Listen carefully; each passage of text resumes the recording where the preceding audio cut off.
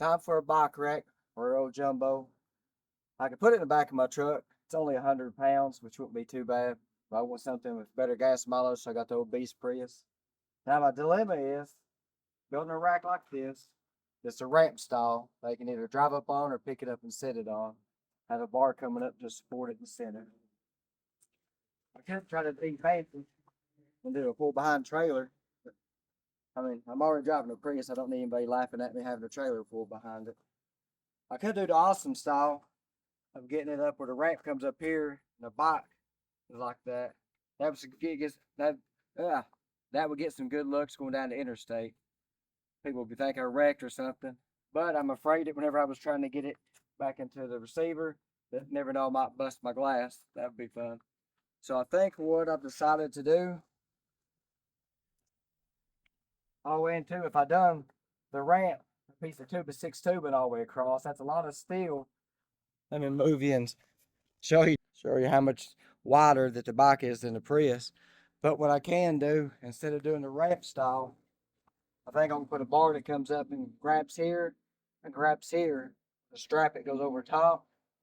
Then I'll take the bungee cord to handlebar.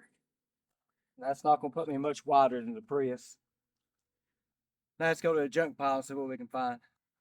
All right, I went to the junk pile. I marked this at 6 inches. Slide it in.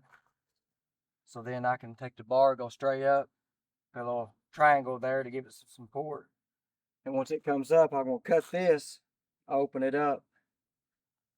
I'll cut this, open it up, put one here and one down here. Shout out to all the guys that has a big junk pile behind their garage. This stuff always comes in handy. What I've done so far, took a C-clamp, clamped it down, took the grinder, cut off on each side. I thought about expanding it and making it work, but that would actually be bigger than what I need. I think right there is going to be good. Let's go do a test fit. I'm going to do a test fit. Going to be extra careful. That paint scratch is really easy. Do believe that's going to fit in there good. I'm kind of racing the rain right now, but I think that's going to fit pretty good. I'll have to go on the inside with maybe some spray bed liner paint, something like that to keep it from scratching up. Its paint scratches really easy. Maybe some foam. I may expand it a little bit and put foam in there. Let's cut the next one. It started raining, so I decided to come inside. So now I've got it cut. Got some of the burrs off of it. Notice I've got plenty of slack right there, so I thought about using some of this old waterline foam and put in there. That really pushes me out too far. It's actually too thick. I want it to go deep down, so it's going to keep from bouncing out. I think what I'm going to do is close this off just a little bit. Let me bring you around the top. The distance I have right there. Then as I put this in there, slide it around even. It just doesn't sink in. And I thought about hinging the top and putting on here and clamping it in. But like, I don't think it's worth it. I think what I'm going to do is a bed liner paint. I'll put it on there real thick. Let it come all the way down. I think I'll keep most of the scratches away. I may take a clamp and close some of this off. Squeeze it together a little bit. And I think that'll be fine. I'm going to find some Velcro. Maybe like a 3-inch Velcro. They'll go all the way around here and Velcro it on there. I think I'll be fine. Alright, I put it in the vise. Close it up a little bit. Like I said, I want it to sit deep. And then I'll probably get a big piece of 3-inch Velcro. It's going to go all the way around it and strap it like a collar. It could go just a little bit shorter. That way the Velcro actually attach it to actually comes in contact with this. It's going to have a little bit of a gap, so a little bit of room. I think about 3 coats of bed liner paint, bring it on down, and it's sleeved in with the Velcro. I think I'll be fine. I put some cloth over up here to protect the metal, and I put the metal on there and taped it, trying to keep it straight before I do any spot welding, just to get it secured. I want to make sure I got this straight. I don't want one here and one like that, and I'm trying to sit the bike in there. So this one's going to be, I'm going to actually get the bike off the kickstand, get straight up and down. I'll put the level on it, make sure both of these are the same. I'm just kind of balking things up right now. Now my next decision is my bar. I'd like to keep it close, But you can see the battery's gonna get on there, and I'm trying to sit the bike on, so I'm gonna have to come off. Now I gotta decide whether I want it to run like this, have pieces come off, or if I just want it to go straight in here and come up and over. The less joints you have, the stronger it's going to be. The bike's 100 pounds, that's a lot to be bouncing off the back. So I'll see what kind of scrap metal I got, or I'm probably going to add one to my new metal to see what I can get that'll work. Kind of showing why I'm going to have to offset to at least here. Because if I try to weld that bar straight here and I try to sit the bike on there, as you can see here, that battery sticks out farther. So I'm probably going to come out about right there and miss that battery. Alright, now well, I've done mocking it on up some more. I cut some tubing to give it my space coming out to get away from the battery. Now my next piece of tubing is going to go up through here. That allows me to clear it for the battery. But I'm wanting to stick with the same line coming all the way up. If I do that, it's cutting me short. I've cut this piece of tubing the same length. I think what I'm going to do is cut that tubing to come out to here. I believe if I do that, I'll be able to stay with that same line, let that tubing come out to about right there, and then cut it at an angle. Now I've got a longer piece. Everything's kind of moving around. I'll have to spot weld stuff and get it perfect. I think that'll go up plenty. That'll give me plenty places to weld here on the other side, and then I'll just cut this piece of metal straight off at the top. And the fun part will be boxing all these ends in. That'd take longer than anything. But let's cut this next piece, and we'll probably tape it on there, see how it looks, and then we're going to spot weld it and actually see if I can sit it on there. Sometimes when you're trying to sit something on, it's hitting something else, and you don't know it until you actually try it. So get the next piece put on there. We're going to tape it together, make sure everything's good, cut everything, trim it up a little bit, and then we're going to spot weld it and then try to stick it in there like a hand and see how it fits. Got my piece of metal cut. It's going to line up here, which you can see this stuff can just move around. And I'm going to line it up here, and this will be cut off straight. And as you can tell, everything's moving around, and I need this to be on one plane, and then this one be level on another plane. So I think what I'm going to do, go ahead and take this one off here, get this straight all the way across, and weld it. And then I can tape it back up. You can see that I can move up and down. I'll tape it a little bit tighter, get this one up here, get it level before I even make my mark, be able to cut to go across. Let's do that next. Next, the fun part. I want these straight across. I want this here, and I want this to be level. I couldn't find my short level. I think I spend more time trying to look for tools than I do working. So I'm going to level that across. It's going to get tacked in. This one over here, I'm going to go here, and I want these to be level with each other. We're sitting on the table. I think I should be able to do that. Maybe you can see better like that. It just may end up being down here. Not for sure. I think what I'll do is go ahead and tack these first ones, sit it on there and hold it up, and it'll give me a better idea how these are. I may have to actually put a level across the bike bar and find out what angle that's at and set this at that angle. But let's go ahead and get these tacked on first. Alright, I got it tacked on there. I got it. Get on there level. Now I'm going to measure around and see how I want to put this next piece on there. I noticed the mistake I made already when I was clamping this all together to keep this level. If you notice, it's rocking.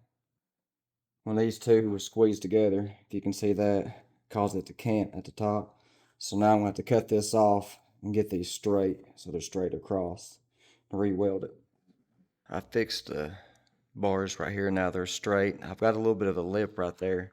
That way I think whenever I sit the bike on there, I want to guide on the other side. So maybe it can't go over and hit this bar, so it's going to kind of cup it. So I've done the same thing on this side.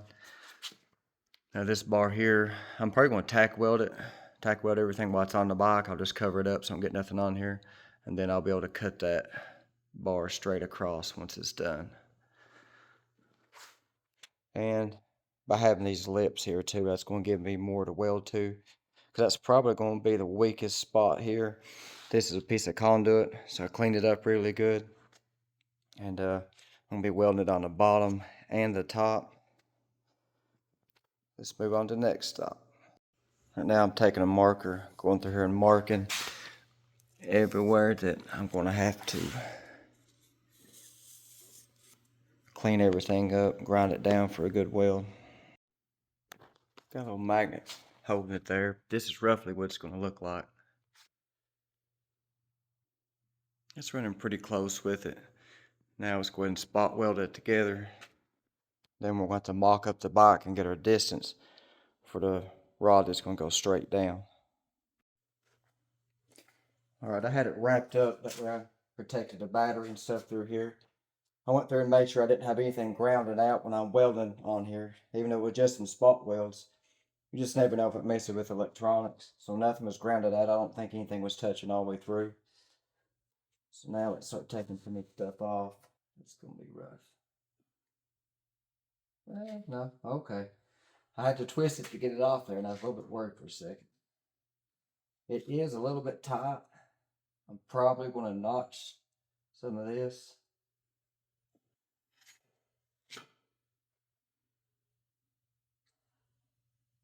Yeah, I almost feel like I need to turn it a little bit.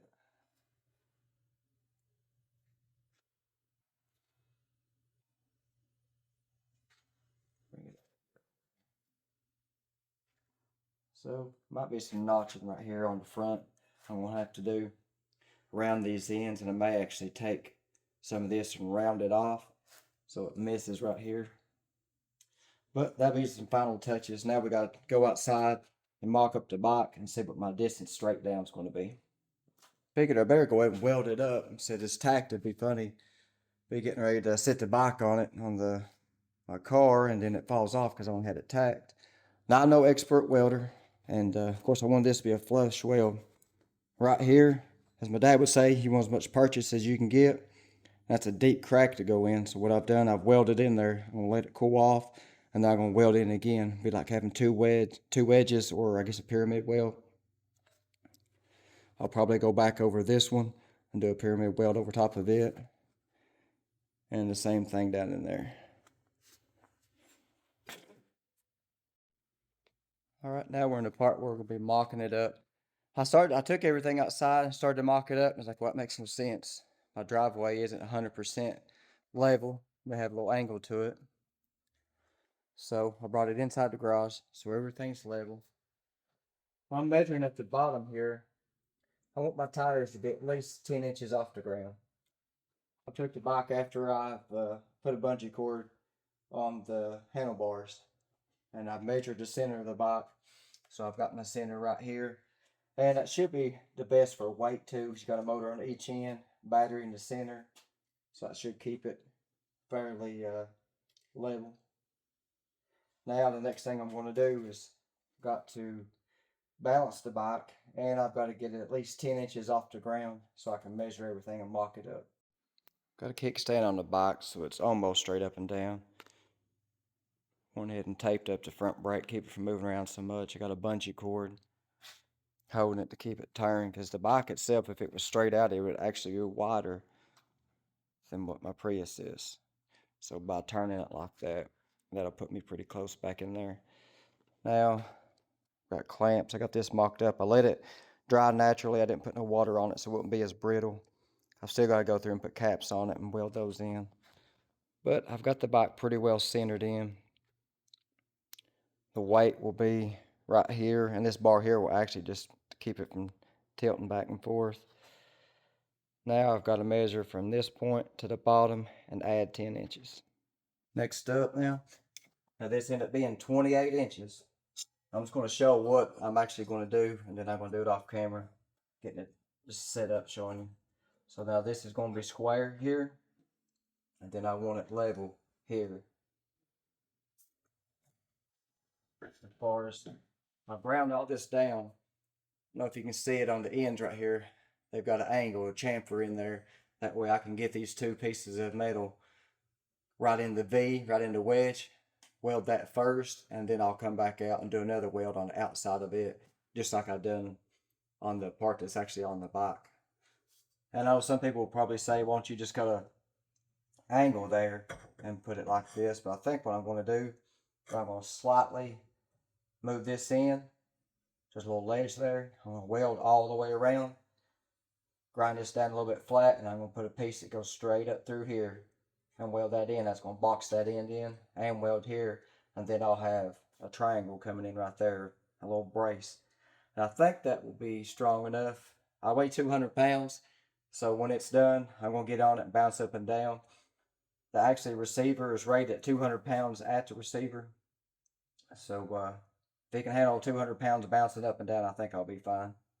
Now this piece coming up, I need to know what angle I need to cut that at when it goes right here. So I believe what I'm going to do, got my angle finder here. All right, it changed a little from 36.6 to 37.0. So now I'll put that on this piece that's coming up here, and I'll cut that angle on that one. Okay, I've got my angle cut. I leveled this up and then put the angle finder on there and then marked it. That way it let me know what angle I needed. And then I cut the edges all the way down, a little chamfer on there so I can weld it in. I think I misspoke earlier. I was going to put a step there. Actually, I'm not. I'm going to weld that gap in, grind it down smooth, and then take a straight piece of metal straight through there and do that end cap. So now what we'll have, if I can hold all of them. Sit, boy, sit. And then we'll go here, which this will probably be farther up about like that. And then if I've got my angle off just a little bit here, I don't think anybody's going to notice, but I can always tack weld it and adjust my angle a little bit if I'm a degree off. That's roughly what it's going to look like. Now let's get this bottom piece welded in. If you don't have one of those magnets, I highly recommend it. It's going to help you get good and square. You can push that lever and it basically pulls the magnet out, almost like turning it off, or pulls it to the inside. That way you can adjust everything and then pull it back forward, and then it secures it. So now what I've got to do, got the bike here, got it clamped down about where I want it. Now what I want to see is I'm hitting right in the center. That's going to tell me where I need to weld this on at, which is going to be about right there. That's hilarious. I just kind of mocked it up there with another one of the magnets trying to get it straight. I wanted it straight this way. Then like, well, I'll just spot weld it and I can move it up to the angle I need. Looking at, we're at 36.8, which is almost exactly what I wanted. So now we got it here. We got it mocked up. Now let's take it off and weld everything in. I was welding this up. I was getting ready to put that end cap on there. And of course, this is solid. There's a crack all the way across there. So I decided I'd go ahead and weld that up first. Grind it down. Now I'm going to put the plate across it. It may not matter a whole lot, but every little bit's going to help. I don't have the braces on there yet. I just put this cloth on here just to keep it from getting scratched up. I'm going to try and see how easy it is. This will be the part where I act like I'm real strong and it's not heavy at all. Bike's around 100 pounds. It's not really heavy. It's just kind of awkward. Maybe I can stay out of the way so you guys can see.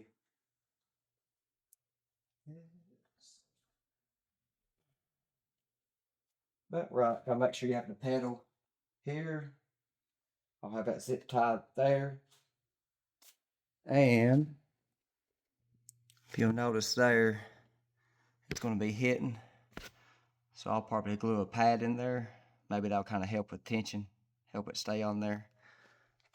So it's on there. It's holding it.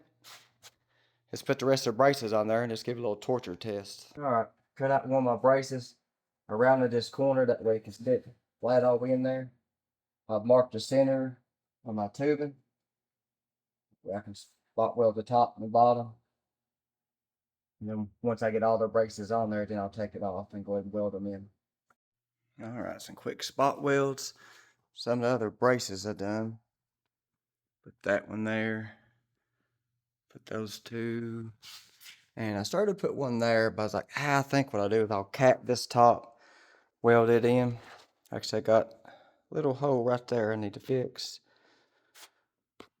I've got double welds right here and here and on top, so I guess that's triple welds. Same thing on this one. I gotta grind it down, got a little bubble there. If you notice, I got the fancy tape on there. While shaving that one down, cleaning it up a little bit, then that corner right there flew out of my hand and got in the grinder, come around and stabbed me right in the middle of the fingers. So that piece right there went down in. I had my leather gloves on, but it was the thin ones, one that's easy to work with, easy to weld with. Yay. Do stupid things, get to wear fancy tape. Now we just need to dress it up a little bit, make it look better, and put some paint on there. And then we get to do the torture test. Alright, I finished welding everything. Everything's still a little bit hot, and I'm not grinding anything down or nothing, but start doing some tests. So I'm gonna put this one down here. I'm not gonna bolt in it yet. I put the bolt in last, that way I have room to move it in and out. Alright, now that's just on the hitch part, so that's not putting nothing up here yet. Like I said, I'm 200 pounds. Got a little fancy tape on, so I'm gonna do like this. I'm gonna hang like this, that way if it does break, I don't have too far to fall.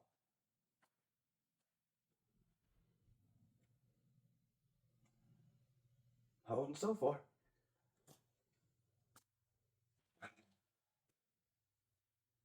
I believe you're gonna hold a 100-pound bike. That's 200 pounds. Now I've got 2 coats of primer on there. I use my redneck respirator. You know, safety first. So 2 coats of primer on there. I don't like putting just bed liner paint straight on there. I like to put a little bit of paint on there first. So I'm actually going to dust it with paint. It's not going to be a real thick coat, but it's actually going to be rough. That gives it a rough texture for the next layer, which will be the truck liner, the bed liner paint, for it to stick to. So that's next. Got it primed, painted, and I went over it with some bed liner paint. Should dry pretty quick. It's about 90 degrees. Not looking too bad. Good thing about the bed liner paint is I didn't have to clean it up near as much because it's going to cover a lot of stuff. So I don't have to worry about that. My receiver was looking a little bit rough. The paint was chipping off of it, so I figured I'll just take it off and paint it at the same time too. Well, getting there little by little. All right, got the hitch back on. It's painted, looking good. I went over this, like I said, with the truck bed liner, but I did forget I was going to leave this smooth. That way I got some 4-inch Velcro coming, and I was going to stick it to it and come around. But I've changed. I think what I may do is take one piece and bolt it here so it can wrap around. Take the other piece and bolt it here so I can just lay here, and it'll be secured. I think that'll work out better. I can do the same thing on this side. So now what I need is something to keep the bike from rubbing on the inside, but I don't want to use foam. It's going to take up too much room. So I've got the Flex Seal. The next one I'm going to do is coat the whole inside and probably the edges all the way around. I'll probably end up putting about 3 coats in it and 3 coats on it. That way it makes it nice and thick, and we'll see how that does on the bike. I was going to get some PVC pipe and cut it down, cut it in half, heat it up and shape it to the inside. But I think even that PVC pipe will probably still rub that paint a little bit, and that paint is really easy to scratch. So let's start with the Flex Seal. Got 4 coats of the Flex Seal on there. Right there at the bottom, I got it to pull up pretty good. Still dripping some. If I have some drips, and I always take a knife and trim it off. But next, all I gotta do is wait for my 4-inch Velcro to come in. Should be in today. And I can mount it here and here, so I have a cup or have like a wrap that will go around to hold it on. Once that's there, I'll put it on, and we should be ready to ride. I'm planning a trip to Laurel Lake overnight on the bike, so look out for that video. All right, today's the day that we're gonna finish up the bike rack. I went ahead and put a buffer pad right here I got from Walmart. The sticky pad you can stick on there. The crank was hitting the side of it. I didn't want it to knock the paint off of either one. I finally got my 4-inch Velcro in. I went ahead and put self-tapping screws in there. I may go back with some bolts and locking washers. But probably what I'll do is I'll just go in here and knock these a little bit. Go in here and knock them a little bit, put a little bend on them so they can't come back out. But you wrap it here and wrap it around. You notice that there would be sticky side on there. I took Gorilla Tape and put it on there. I just been over here cutting the line down. Got some duct tape I'm gonna finish it off with. Finished off my Gorilla row. And let's see, here's these pads that I stuck on there. But yeah, it's coming along. In a few minutes we should be done. I'll come back and sit the bike on there. I got them all on there. I was gonna put magnets on here because how these fold over, it's gonna be a little bit more aggravating. I have to use the bike to pick them up. But then I thought, well, I'll just wrap it around like this to keep them out of the way. Now let's sit the bike on there. Alright, let's see. Got the pedal situated so it doesn't hit. It's a little bit awkward lining up. Sits right down there. Strap these. I'm going to have to put the bungee cord on that.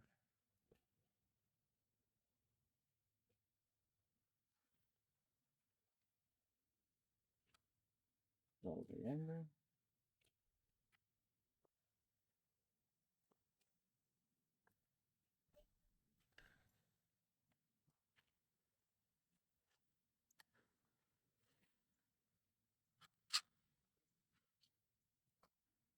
Turn the wheel around, the handlebars around. I think I'll have to cut this bottom piece off a little bit. It's a little bit long. Take all the way under. Wrap it over. This one's about right.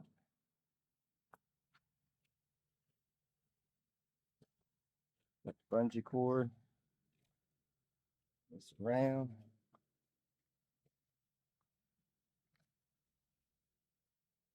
Well, that's it right there. Hopefully it's not too bright out here. Bungee cords it down.